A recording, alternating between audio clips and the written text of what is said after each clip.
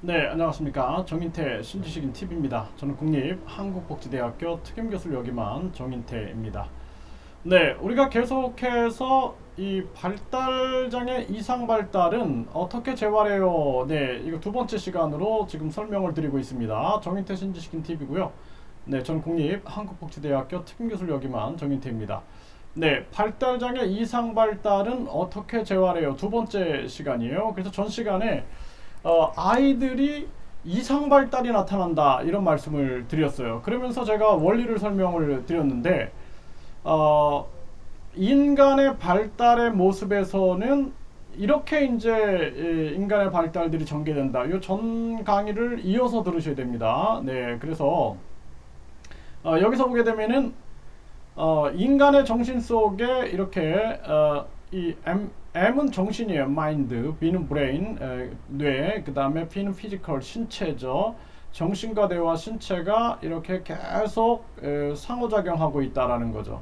그래서 인간의 정신으로부터 신체까지, 그래서 제가 박수를 이렇게 치는 것도 사실상 박수 치겠다라는 생각이 있고, 그 다음에 손과 연결되어 있는 뇌와 신체 기관을 통해서 이렇게 움직이고 있는 거죠. 그리고 이 박수를 딱 치는 순간 요때 어때요? 요때 요 감각이 신체로부터 손바닥에 있는 감각신경으로부터 뇌에 전달돼서 요 느낌이 수동적 정신, 감각 정신으로 들어오게 되면은 요게 기억되는 순간 바로 요거를 우리가 인지할 수 있게 되는 겁니다. 그쵸?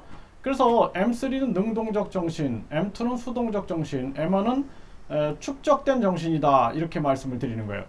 그 MBPA 과학을 이해하게 되면은 우리가 정신의학이라든지 심리장애 또 정신장애 이제 같은 용어로 쓰이는 거죠. 그리고 발달장애 또 아동 발달 뭐 이런 것들을 깊이 있게 이해할 수가 있어요. 그렇기 때문에 MBPA 과학의 기초를 꼭 공부를 하시길 바라고요. 저도 끊임없이 강의를 해드리도록 하겠습니다.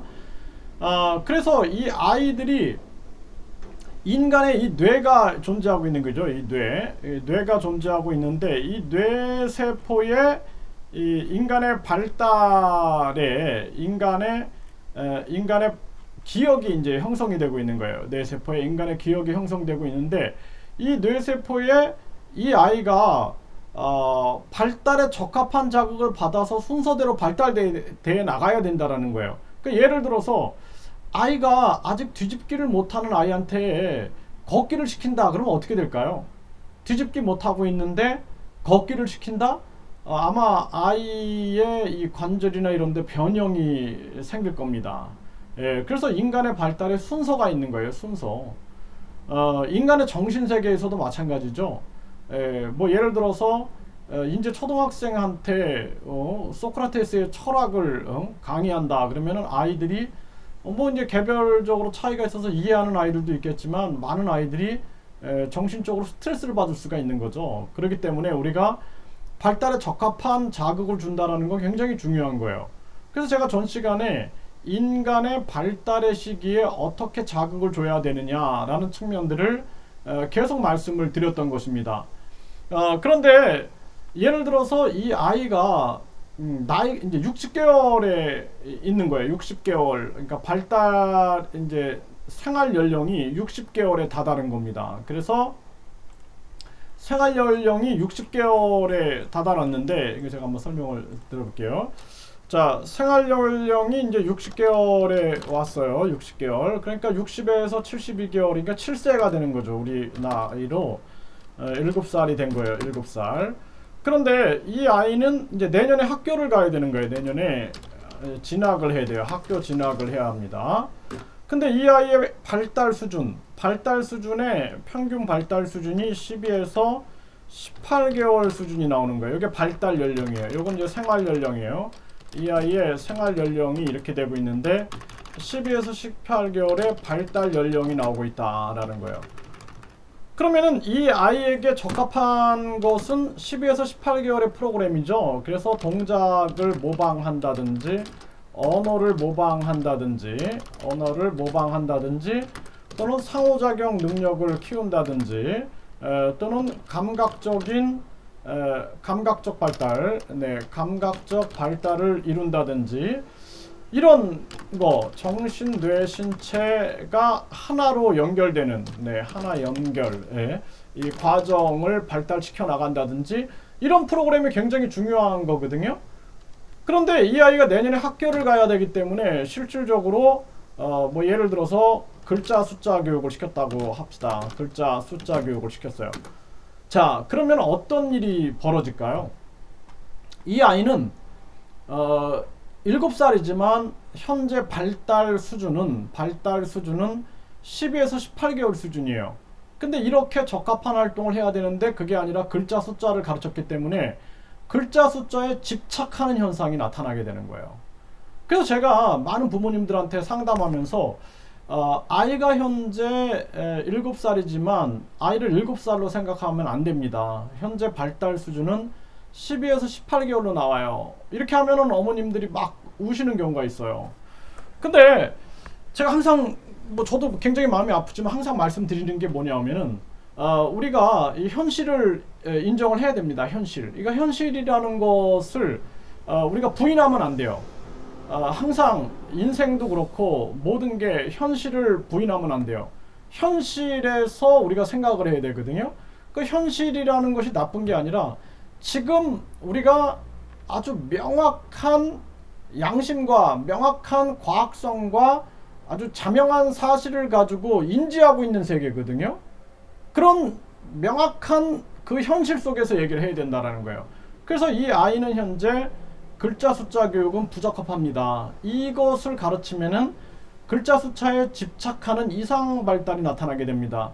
근데 이 아이가 발달 과업이 있는데 이때 반드시 사람과의 상호작용 능력과 애착 등 사람과 앞으로 사회성을 발달시켜 나가기 위한 그 과정을 발달시켜 나가야 됩니다 라는 얘기를 하게 되는 거예요. 그래서 이 아이에게는 글자 숫자 교육이 중요한 것이 아니라 뭐예요? 사람과의 상호작용의 활동들이 중요하다, 이런 부분들을 강조하게 되는 거죠. 그런데 부모님들께서 마음이 급하시는 거예요. 마음이 급하기 때문에 내년에 학교를 가야 되니까 글자 숫자를 가르치는 거예요. 그러니까 저한테는 예를 들어서 네 알았습니다, 선생님 말씀대로 이런 프로그램들을 전개하도록 하겠습니다 라고 얘기를 하는 거예요.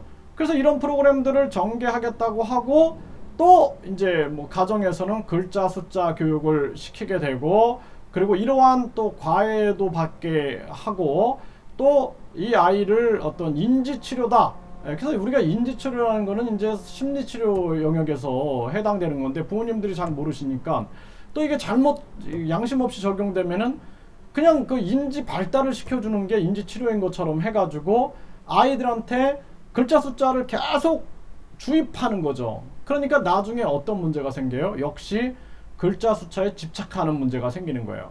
그래서 제가 임상을 하다 보면은 아이가 잘 정상적으로 발달 단계를 밟아가고 있는데 어느 날 보니까 이 아이가 글자 숫자에 막 집착하는 모습이 나타나는 거예요. 글자 카드를 계속 짚고 놓지 않고 그거를 빼앗으면은 울고불고 야단 법석을 떨게 되는 거죠. 이런 심리적 불안이 나타나게 되는 거예요. 그러니까 이게 뭐냐면은 발달에도 이상이 생기고 또 이렇게 불안장애까지 생길 수가 있는 거예요. 심리장애. 그러니까 발달의 지체, 발달이 느린 아이들에서 심리적 장애까지 또 얻게 되는 거죠. 또 이상 발달까지 얻게 되는 거예요. 이상한 발달. 글자 숫자에 집착하는 것은 정상적인 발달 과정에 나타나지 않는 거거든요. 예?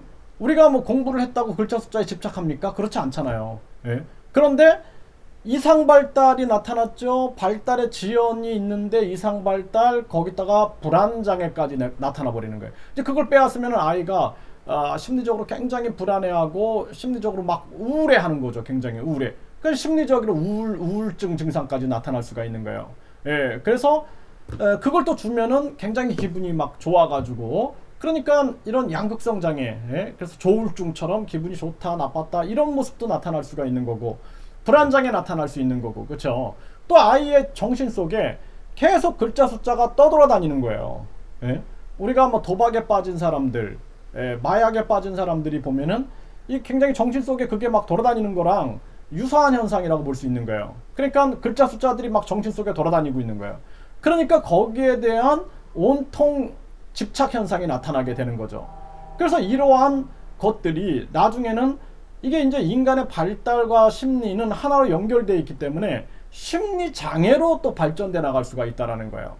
그래서 굉장히 문제가 호미로 막을 것을 괭이로도 못 막는 상태가 된다라는 거예요. 그래서 제가 이 아이들을 발달재활을 하고 부모 교육을 하고 상담을 하면서 전국 교육청을 다니고 특수교육원에서 제가 강의를 하고 하면서 가장 안타까웠던 측면들이, 야, 이게 부모님들을 바르게 안내해야겠다. 예? 이 치료교육 현장이 너무나 복잡하기 때문에 이 부모님들을 바르게 안내하지 않으면 안 되겠다라는 생각을 참 많이 했어요. 그리고 선생님들한테도 바른 방향을 제시할 수 있게끔 끊임없이 제가 전국 강의를 하고 다녔어요. 그리고 국립특수교육원 강의도 했고, 제가 전국 교육청에서 또 강의도 하러 다니고, 또 대학에서 강의를 하면서 그런 부분들을 강하게 제가 외쳤던 그러한 부분들이 생각을 합니다. 근데 요즘에 이렇게 유튜브를 통해서 강의할 수 있다라는 것이 얼마나 정말 다행인지 모르겠어요. 그래서 유튜브를 통해서 유튜브 대학원을 열고 많은 선생님들이 보수교육 또는 보충 심화교육을 심화교육과 보수교육을 받게끔 하고, 또 많은 부모님들이 바른 방향을 잡아서 우리가 아이들의 미래를 밝힐 수 있다라면은 이 또한 굉장히 중요한 일이 아닌가라는 생각을 하는 거예요. 교육의 궁극적 목적은 인류의 행복과 세계 평화에 있는 거예요. 그렇기 때문에 교육을 하면서 인류의 행복과 세계 평화를 우리가 생각하면서 아이들을 바르게 교육하여 그 아이들이 올바른 사람들이 된다면 그 또한 대인의 길이다라는 거예요. 대인, 큰 사람의 길인 거죠. 그게 바로 이제 교육자들이 걸어야 할 길이다. 저는 그렇게 생각을 합니다. 궁금한 점이 있으시면은 댓글 남겨주시면 제가 연이어서 계속 영상들을 만들어 드리도록 하겠습니다. 감사합니다.